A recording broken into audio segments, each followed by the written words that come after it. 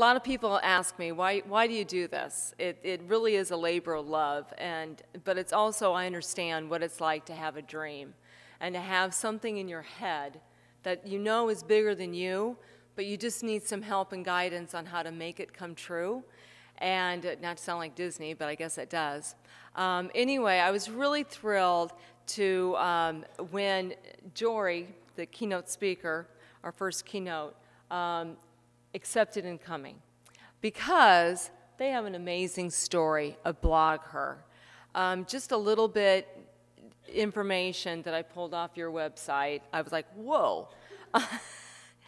BlogHer has paid, they pay women to blog. And they have paid out more than $25 million to 5,000 bloggers between 2009 and 2012. So in 3 years, you guys paid out $25 million for women blogging. That number has grown 50% since last year. 3,000 is the number of blogs in the BlogHer publishing community. It stays stable, which is huge. That means they have a lot of return. It's coming back. And the community now reaches 55 million women worldwide. And when Jory, I reached out to BlogHer because the story, what I read, was so inspirational. It resonated with me. And I thought, you know what, more women need to hear about this. So thank you for coming. And without any further ado, Jory Des Jardins, president, and she's the president in Strategic Alliance for BlogHer. Thank you. And there's water here, and all stocked. Hi, everyone. Good morning. Good to be here. Thank you so much, Melissa. This event is very near and dear to me because I consider myself an entrepreneur above all else. It really is a part of my identity. And to talk about this versus talk about marketing strategy or having to, one of the things that we've done with our company is have to show up in the news a lot to talk about events. And of course, I get to talk about things like Justin Bieber on CNN, which isn't really my forte. I actually love to talk about entrepreneurism. This is, for me, the ultimate experience. So, without further ado, I will dig in a little bit. And what I want to know is a little bit more about you. Who here is starting an online business? Okay, great. And what about tangible goods or bricks and mortar? Great. Okay, good. We have a nice mix. Now, reasons for starting your company. Who here had such a passion for the product that they had to just figure something out, a way to make money doing it or building it or growing it? Okay. And how many people really are in love with the lifestyle of an entrepreneur? A little bit of everything. There is no right answer, by the way. I just wanted to know, because even though we all have so many different types of businesses, we're doing this for different reasons, there are some commonalities across all entrepreneurs, particularly women entrepreneurs, that I want to address. And hopefully, by sharing my story, you can pick up a couple of the nuggets that I picked up along the way, sometimes easily, sometimes not so easily, and apply them to your own enterprise. So I will just get going. Just to clarify, Melissa did a great job of summing up what BlogHer is, but I want to also just share how we came to what BlogHer is. BlogHer is, first and foremost, a media company, and it is a network for other bloggers. But it started really as a labor of love by 3 women who became addicted to blogging in 2005. And when we became addicted, we got together. I remember sitting at my partner Lisa's kitchen table and figuring out, what are we trying to do?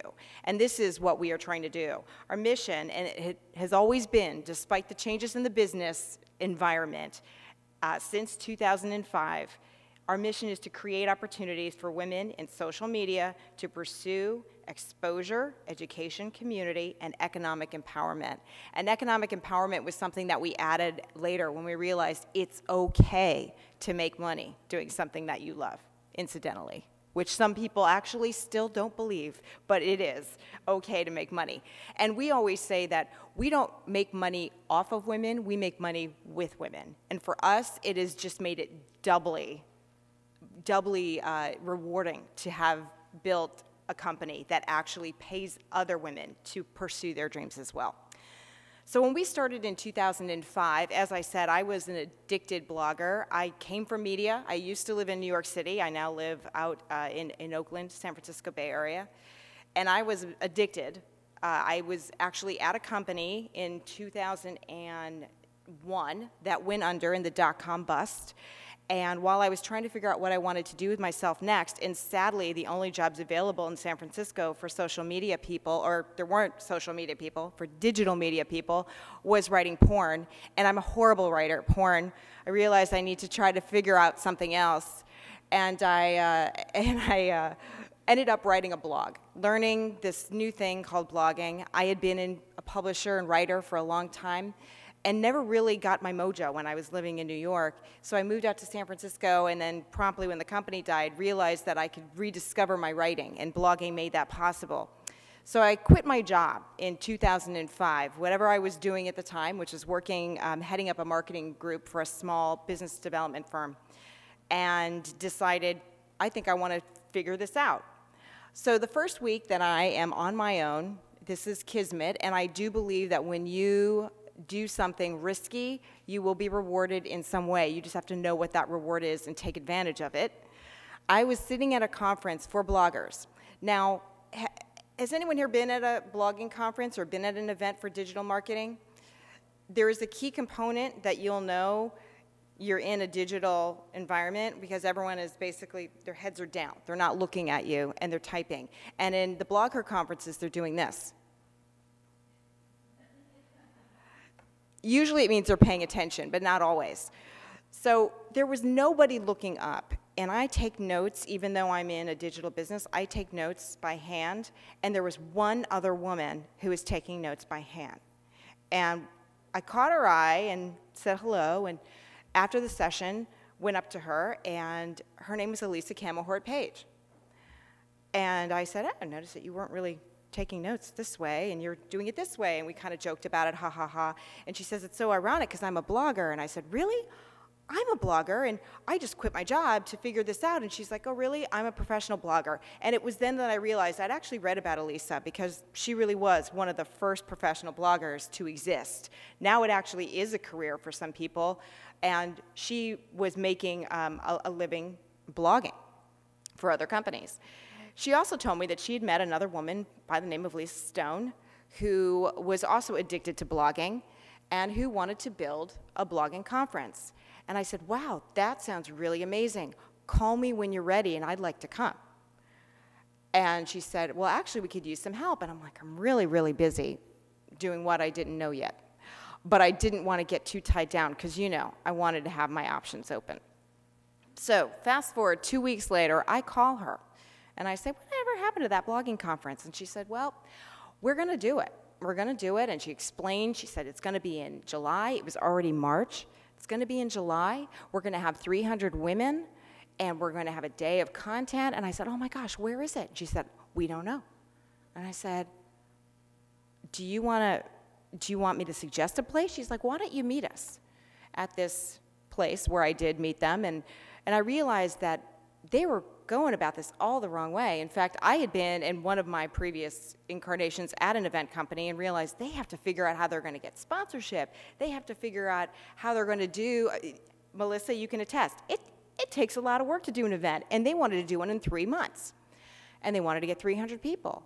And so I asked the question that was to change the trajectory of my life forever, who's going to pay for this? And they said, why don't you figure that out? So that's how I became the third co-founder of BlogHer. And I didn't even consider myself a co-founder at the time. We just were joined at the hip, really aligned through this passion for blogging, and just sort of came together. At some point, we were asked in an interview, so when did you guys found BlogHer? And we all kind of looked at each other and went, around sometime we just found that we were basically sitting in a room together for 10 hours every day, and realized, I think we're starting something. Now, some of you may have a little bit more of a determined way of building a business, but that is, quite honestly, how BlogHer was born. So I just had to share that story. Sometimes it really is just through happenstance. I think it was a wonderful accident, but there's a lot more to it than that. This is a picture. I wanted to show you what our first conference was like. And BlogHer, even though we're a digital business, was born as an event. And I wanted to show you, gee, it was such a small conference, and there's just a few women there. We had 300 people there, which now that we're about 5,000 women, it seems small. But I figured that doesn't really tell the story. Rather, this picture tells the story. This is the picture of the three of us counting the bar bill at the first night of our conference, because we took money at the door and had a Mexican buffet for people who wanted to show up. And we're just making sure that we're clear with the bartender. Fast forward to last year when we had 5,000 women and President Obama opened it in a live address. He was very smart to know that women are obviously influential, and to talk to 5,000 bloggers is probably a good way to get your message across. So clearly we've made some strides, but there was a lot that happened between 2005 and 2013. So I want to share how this happened, because obviously we did need to be a little more deliberate as the business grew. And there was a lot of things that happened along the way. Hopefully, I can share some of these things, and you will identify with a few of them. And by the way, I will take questions at the end. So, funny thing happened at that first conference in 2005. I find it kind of funny. Women came up to us and said, this is great, when is the next event? And, oh, by the way, I want you to represent me online. And since the three of us had online backgrounds, it just made sense that we also built an online network, which wasn't so easy, but we knew that that was the next step. There were a handful of men at our conference, and there always are, and we welcome them with open arms. And the men who came up to us said something very different. They said, are you guys getting funding? You really should get funding. This is great. You really should get funding. It's just kind of funny how, like, the natural gravitation, when you have a tiger by the tail, the men will immediately go, let's go get funded, whereas women are like, okay, this is great, but let's just figure this out and keep going. They have a more organic, I'd say they default to a more organic mindset. And we said to the men, nah, thanks. We just need to pay off our credit cards and we're done, because we put everything on our credit cards. And by the way, I happened to accidentally make about $50,000 through registration and through getting some companies like Google and Yahoo to give us some money for that first event. And it was pretty much a happy accident. We knew we needed to be more deliberate. We knew we didn't want to have funding because, oh my gosh, to actually have to take other people's money was just too overwhelming. So that was back in 2005. Fast forward 2 years later, and we find ourselves having built a network. Some women in the community who were very fast programmers built us a site. It needed work, but we had no one who could actually fix it. We had 150 bloggers that we were servicing by providing advertising on their sites. We had 1,000 that were on the waiting list. We were working roughly 23 hours a day and not paying ourselves, but paying contractors to help us with things like selling and keeping things running. But we clearly needed more money. And we realized we were no longer running a lifestyle business. And that if we were going to actually take this tiger by the tail truly and build this company to the potential that it could be, we needed to take some funding, some sort of financing. We weren't sure what yet. So once we made that decision in 2007, we went to a number of people that we respected in the Valley, and this is one of them. Her name is Katerina Fake. Is anyone familiar with Katerina Fake? So Katerina built a company called Flickr, which is where all of the photos that I've put into this presentation come from. She later sold that and then started a company called Hunch, which she sold to eBay about 2 years ago, and now she has another company called Findery. She is, in professional terms, what we call a badass in Silicon Valley, okay? She is our hero. And she had just sold Flickr to Yahoo around this time that we came to her. And we said, what do? We think we should maybe, not sure, raise some money. What do you think? And she said something that we will never forget. In fact, we bring it up whenever we start a discussion about the future of the company. People, terms, valuation, and in that order. What does that mean? I think that the order of the words are almost more important than the words themselves. Valuation is something that we all think about when we want to get funding or about our worth. We always look at what is our business valued at. We look at on the news when we talk about Facebook, the valuation of X billion dollars, because that seems like a great estimation of how much you're worth. And it means so much, especially to guys, what their valuation is. We cared what our valuation was. We wanted the market to, you care about it because when an investor invests in your company and there's a valuation, that tells you how much of that company that they own. If they give you X dollars at X valuation, they own X% of your company. That's the only reason why you should be caring about your valuation. Your valuation is what you make it based on how much money you earn. So, before you go into valuation discussions, consider people and terms first, because even if you get a great valuation, you'll never keep it if you don't have the right people helping you to maintain that valuation and live up to that valuation, and if the terms that you have with your lenders are such that you will never see a dollar from that valuation. So I'll get more into that, but just remember those words, because we did, and thank God we did, because we had not had any experience before we went down Sand Hill Road asking for a few $1 million to help us grow our business. But we remembered people and terms, and we got the right help at the right time, and then I believe that our valuation was fair, and it was something that we could live up to, and it was something that we would be able to share in at some point. So let's start with people. Obviously, the first group of people that you will be thinking about are investors. Now, this was my idea of VCs before I actually went to go see VCs. And I took this picture. This is a still from the film 12 Angry Men. I will say this, it's actually a bit more diverse. There are men of color. There are occasionally some women in Sand Hill Road. And obviously in different industries, there are many more women investors. In fact, I met one this morning, who I will probably have to say hi to again later. But there are obviously women investors, but it's still a minority situation. And there's still an education that you have to provide to men who want to learn more about your business, especially if it's a business about women, which ours was. Now, I will say this, there's a lot of discussion about how hard it is to get funding for women, and because it's all men, and women only make up a small percentage, and that is all true. But if you walk in the door with a business plan, having already made money, or being able to show that there was some growth in your company already, and you were able to show that the people who you have hired have helped you get there, or that the people you will hire will get you there, they will give you money.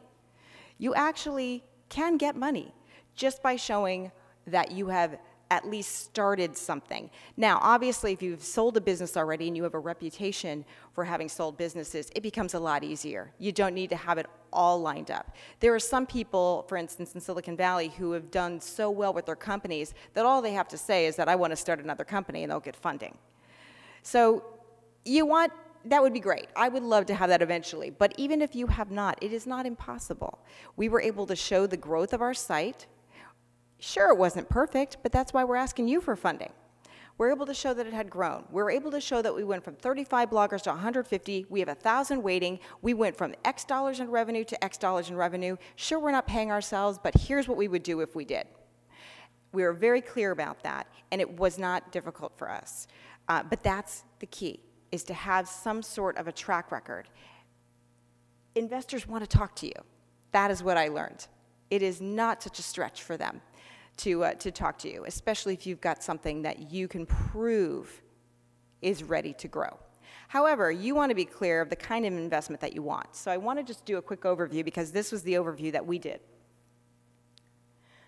Friends and family. It's probably the easiest way to raise money. It's great if you want small amounts and you just need a little bit and then you'll pay it back. I find that friends and family, there's a lot of drama that is unnecessary that can occur through friends and family. It's wonderful if you've got a friend or a family member that will give you money and no questions asked. Have fun with it, enjoy, let's hope that someday this turns out. But it doesn't usually work that way. And there's usually a lot of emotion that goes on behind friends and family funding, and it makes Christmas dinners a little uncomfortable. I'm just saying, nothing wrong with friends and family funding, provided you know what you want to do with it, provided that they know what you want to do with it, and that they're fully aware that you may not be paying that money back. That's all I'll say. VC and Angel, now VC and Angel is a different type of lending. If you need millions of dollars, you can look into VC. I'll tell you that the typical A round or first round, seed round, is in low millions, but as you go, it can go into the tens of millions, even hundreds of millions, depending on the type of company. So pharmaceuticals is a great example of a very high VC amount. If you're going into manufacturing, you need a lot more money than, say, we did for a media company. Once you get going, further rounds, you will get more money from a VC. I mean, the expected B and C rounds are in the dozens of millions, maybe even tens of millions as you go. So obviously, if you are not expecting to grow a business that quickly and within 5 years, you probably don't want to get VC funding. You may want to consider angel funding, which is similar to VC, just on a smaller scale. So that's roughly in the tens of thousands, sometimes the hundreds of thousands. And it's professional money too. It's not, these are folks that usually are professional investors. They know what they're doing. It's a numbers game. It's not as tied up in emotion as, say, friends and family funding. They also do expect you to have a business plan, like I said. Institutional. That is money you get from a company that is very interested in your product or service or technology because they may want to invest in it later, or they may want to buy your company to help their company, or because it's potentially disruptive to their company and they want to get in early. A great example, we took an institutional round from NBC's Peacock Fund in 2008 as our second institutional round. Very often a later round is institutional, not always.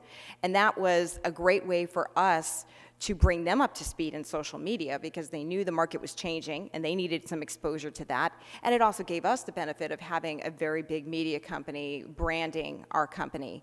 And we did, as one of the terms of that investment round, take on a partnership with specifically iVillage, which was one of the Peacock Fund properties. So this happens quite often. Think of Hulu, who took on investment from ABC and from a number of other studios. It seems competitive, and it is, but those companies knew this is a disruptive company. We should invest early so that we don't get left behind.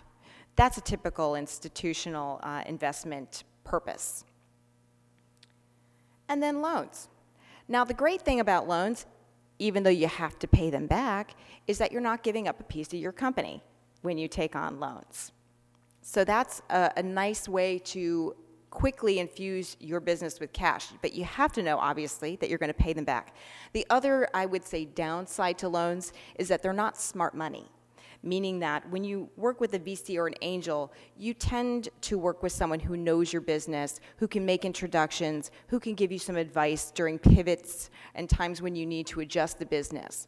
But loans, not so much. This is a bank giving you money or some other source, but they're not usually experts in your field. So think about the trade-offs.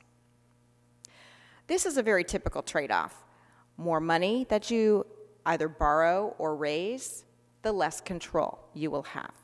So this was a big question for us when we thought, we really wanted this to be a lifestyle business. And by lifestyle, what we meant was we make the money, we use the profits to grow it ourselves. We don't go outside for funding because we wanted to have control over our business. We were very clear that we knew how to run our business better than anybody.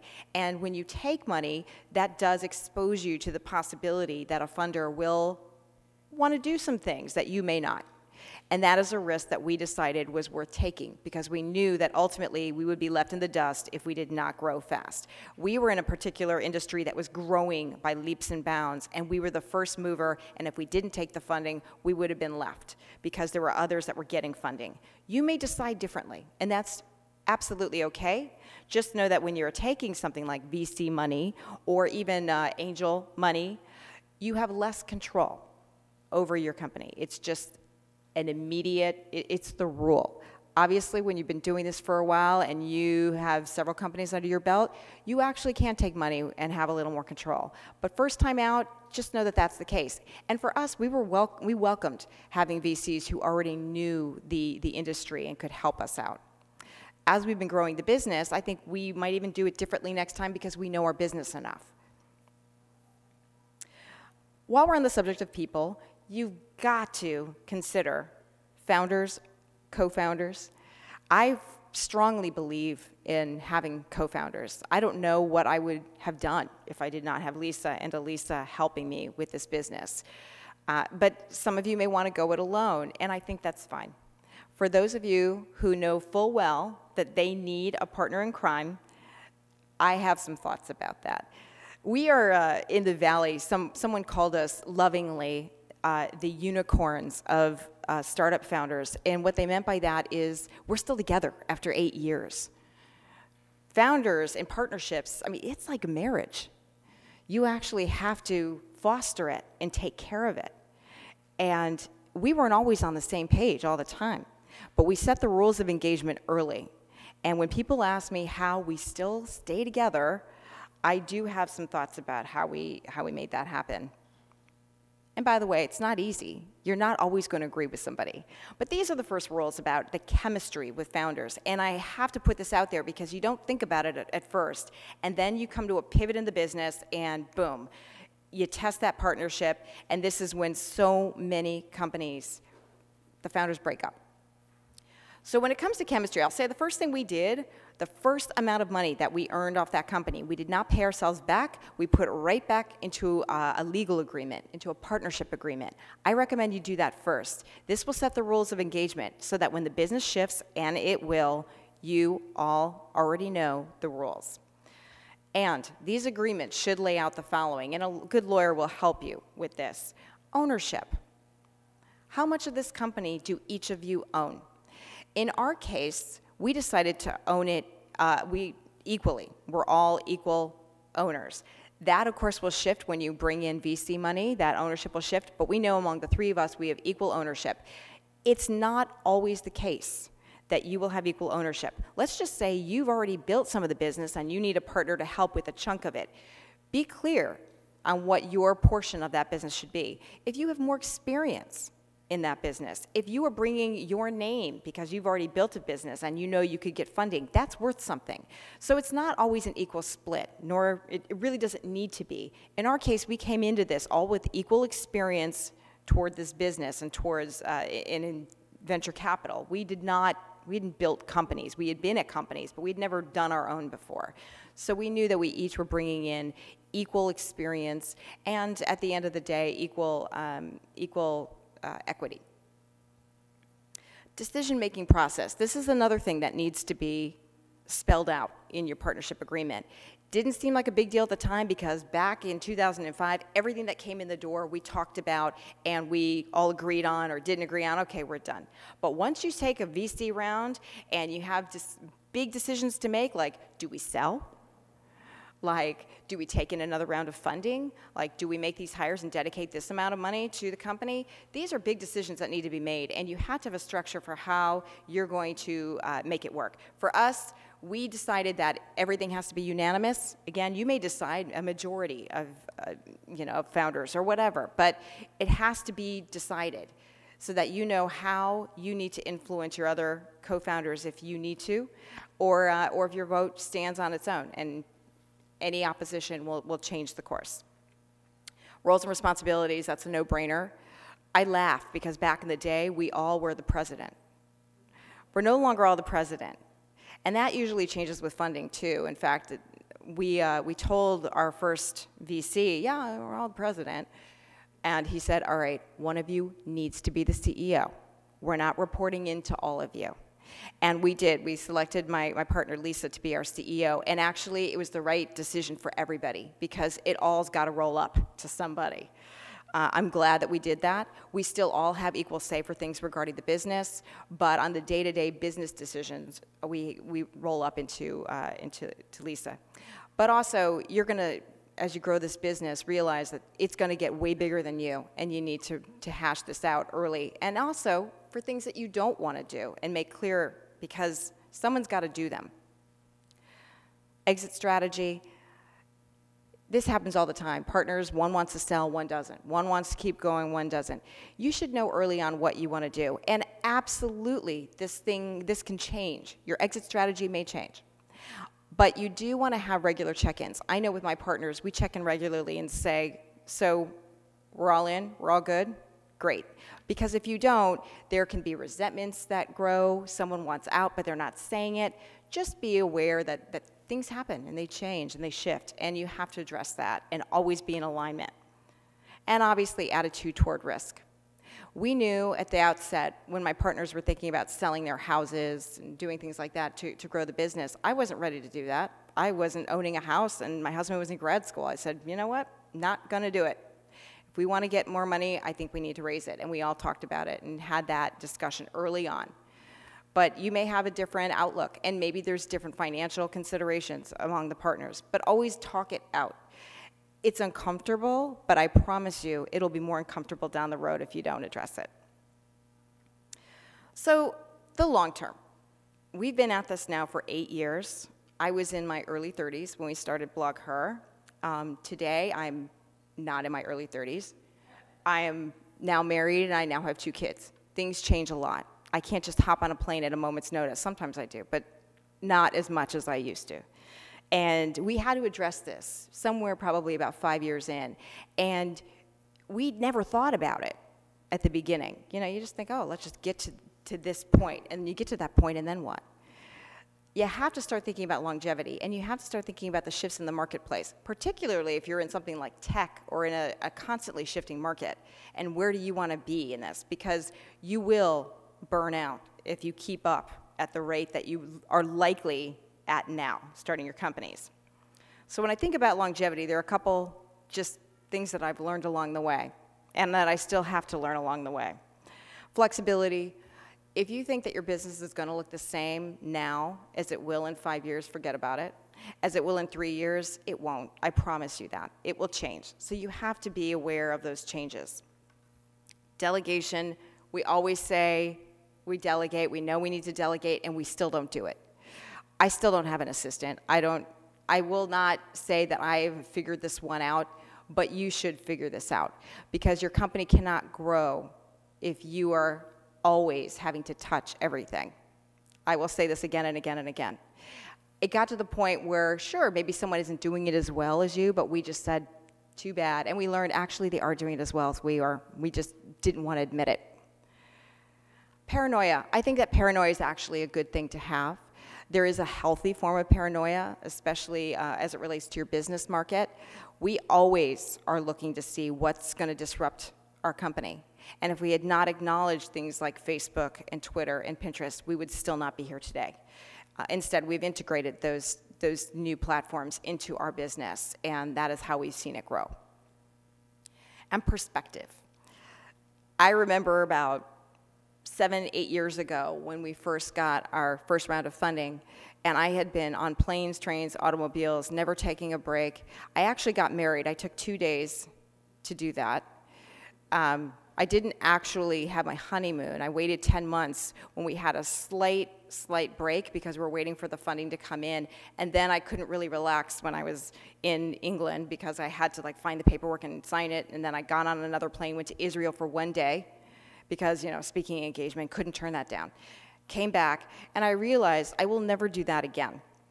But these are the kinds of mistakes that you make early on because you want to do it all, be everywhere, and then you realize, what am I doing this for? And is this really helpful for my business? And we have found that while exposure is a great thing and getting in front of clients is a great thing, there is such a thing as too much. And sometimes it makes more sense to stay home and work on a project than go meet a client who may or may not affect your business. And these are decisions that you start to make over time. It's perspective that you learn over the course of X many years, hopefully X many months, but unlikely. One of the things I do now, and this is how I stay sane when I travel, is I have my little mobile feed, and I just look at pictures of my kids. And it looks like I'm actually doing email. No, I'm looking at my kids. I do this all the time. I have my husband send me pictures. He's a full-time stay-at-home dad, and he sends me these. And it reminds me that there's a reason that I'm doing this. And by the way, kids is not the only reason. When I did not have kids, my business partner had said to me, you know, I worry about you because I have to leave to go pick up my kids. You don't have a reason to leave the office. And I didn't. I didn't leave. And she said, I think you need to find a reason. Now, the kids are my reason. But if you don't have kids, you got to find a reason. My other partner, who has no kids, she's a vegan, and she decided, I am going to make a new dish every week, at least one new dish. And she goes home and she cooks, and she will say, I'm leaving, I'm going to go cook. And that took, about 6 years in before she decided she was going to do that. Well, we all need something that we look forward to outside of the business, because it can start to consume you, and you start to forget why you're doing what you're doing. I will say that I still don't have enough time. It happens. I still don't have hobbies. But I do give myself time. And I give myself time for things like massages. And I realized that I would go get a massage, and I still wouldn't be with my family. It was still time away. So I actually did, this is my latest change here, my latest give to the family, is we decided to get a family massage table. And this is how I get my me time and my family time. Some people think I'm nuts, but you've got to have whatever works for you. Everyone's got to have their thing. Whether it's travel, it's cooking, it's massage tables, you've got to find that one, maybe two things that you look forward to outside of your business, and that you will actually leave early or do something to do. You've got to say, you know what, I'm not going to do that trip this time. It's got to happen. You can't do it all the time, but you've got to have that one thing. And I have found that that is what keeps me sane. So those are my learnings, and thank you for listening. Thank you. And do we have time, Melissa, or did I just talk on and on? For any questions? You've got 5 minutes. All right. So, cool. Yeah. I'd love to take questions. And people are out lining up in the kitchen. I got it. Thank you all for being in here. Thank you. Well, there's questions, so I'm happy to take. Yes. First one, yes. No, but I can hear you, and I'm happy to repeat your question.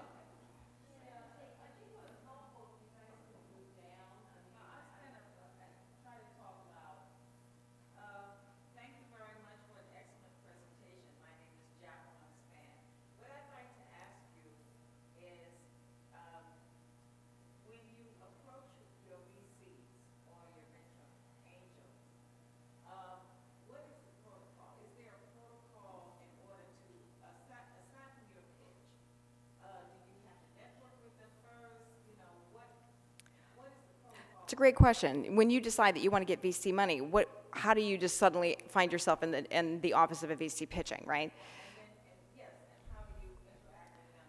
And also, with your partners, can everyone hear me? Okay, with your partners, when money comes into the picture, everything changes. Mm-hmm. And so how do you stay on top of keeping things under control, because some people are greedier than other people? Yes. Okay, great question. So the first one was how do you basically get in front of the VCs? Because we know that, I'm just going to be completely honest here, it is a predominantly male culture.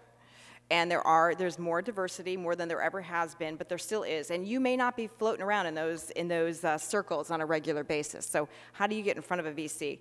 Well, first you do your homework, and that was something that we did early on. We looked at the companies we admired that were VC funded, and we figured out who funded those companies. Now, after that, some people cold pitch those companies, but it's really hard to get in cold pitching because they get thousands and thousands of pitches. We figured out who knew them. Now, for us in Silicon Valley, it was a little easier to do. I guarantee you, it can be an aunt, it can be a cousin, it doesn't have to be a business contact. Someone will know someone at that firm. Go onto LinkedIn and figure out who knows that person. And then you can network through there. We were very fortunate because we had VCs coming to us. We're in the Valley. We were a hot, you know, in a hot field. So it was easier perhaps for us. But I guarantee you, investors are looking for good people to invest in. So also go to places where you know VCs are looking. There are, you know, like this, like pitch, like places where you can pitch the business. Obviously, you're going to meet people here today. But aside from that, and on your own, I would recommend that. I would recommend you get a warm introduction of some sort, because it is really hard to do it from a cold call. And then the question about the founders? About the money. So once money gets in the picture, particularly venture money, how do you handle that with partners? This is why we drafted our agreement early on. We never had any issues around money, because we know, for one thing, this is how much of the company we each own. And I actually don't necessarily recommend this. When we had to figure out our compensation, we all compensated each other equally. That changed after a while, because quite frankly, we have different jobs. I mean, my partner's a CEO. I was heading up revenue and, you know, very performance-based, right? So when we decided how to compensate each other, we did it in a very equal way, but with small changes. Obviously, since I'm so tied into the revenue, I would have more of a commission structure, but it balanced out very equally across the way the other two did it too. There are some jobs that make more money than others, and I think you can rethink that when you're talking about founders. If you're going to agree to take on a certain job, you don't necessarily need to get paid less, but you may all make under market. You know, VC funding, one of the cardinal rules is that you pay your people that you bring in market, but you may or may not pay yourselves market, because you own a chunk of the company. So it's not about trying to get the most money in salary. It's about trying to conserve some of that money so you can pay the right people to grow your company. That said, I will make this one caveat. You should pay yourselves a good amount. I mean, you should pay yourselves. I will tell you, when we first got funding and we were figuring this out, it is a natural inclination, and maybe it is a natural inclination among women, to say, well, I'll save it for everyone else. I don't need that much, not up front, even if you do need it, because you don't want to, you want to conserve that funding. But it's important that you pay yourself enough, and actually VCs look down on that if you don't pay yourself enough, because their concern is that you'll squeeze yourself too much and you'll have to bail.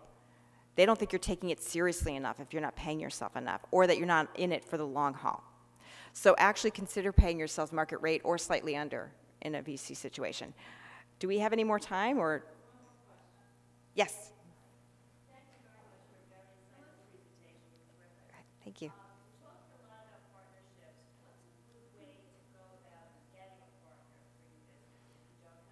Yes, I mean, my story is hard to replicate, I will admit. How do you find a partner? So there actually are plenty of incubator events where there are people who are looking for companies to go in on.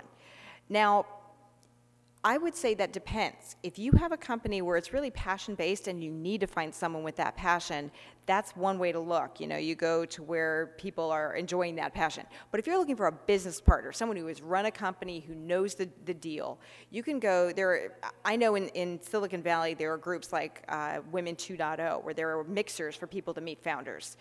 Look for those types of situations. Go to industry events, because this is where people who are trying to find the next hot thing that they want to partner on go to. Industry events.